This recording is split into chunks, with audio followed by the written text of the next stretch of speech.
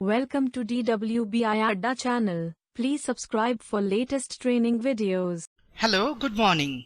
We are back again with a new topic of PostgreSQL. This time we are going to focus on in, not in and any operators. Let's begin the session.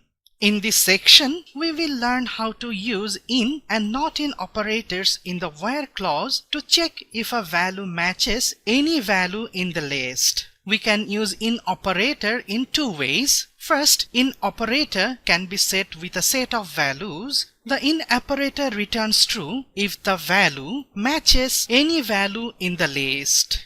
In the second case, the list of values can be a list of literal values such as numbers, string, or a result of a subquery. The not in operator can be used in the same way, and it selects rows whose values do not match the values in the list. Now let's move to any operator. The PostgreSQL any operator compares a value to a set of values returned by a subquery. In this syntax, the subquery must return exactly one column. The any operator must be preceded by equal, greater than equal, less than, and not equal to operator. The any operator returns true if any value of the subquery meets the condition. Otherwise, it returns false. Now we will go to pgadmin and continue there.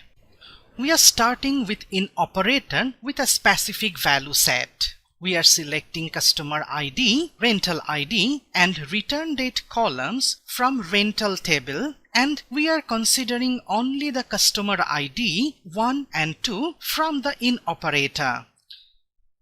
It returns all the transaction detail of customer 1 and customer 2. This not in operator does the opposite job of the previous query. It will return all the transactions of the customer ID except 1 and 2. So all the IDs are available in the query result except 1 and 2. Now in operator with subquery. This subquery returns all the customer ID who spent more than $5. So this total query will return the detail of customers who spent more than $5.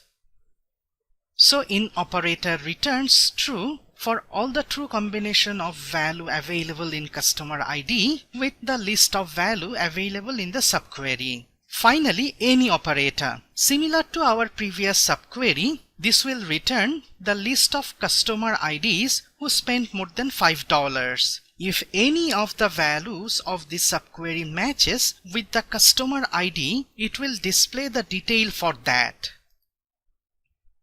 So all these customer IDs were available in the subquery. With this, we are finishing our demonstration in pgadmin. Now returning to the presentation. Today we have demonstrated how to use in, not in, and any operators in the query. That's all for today.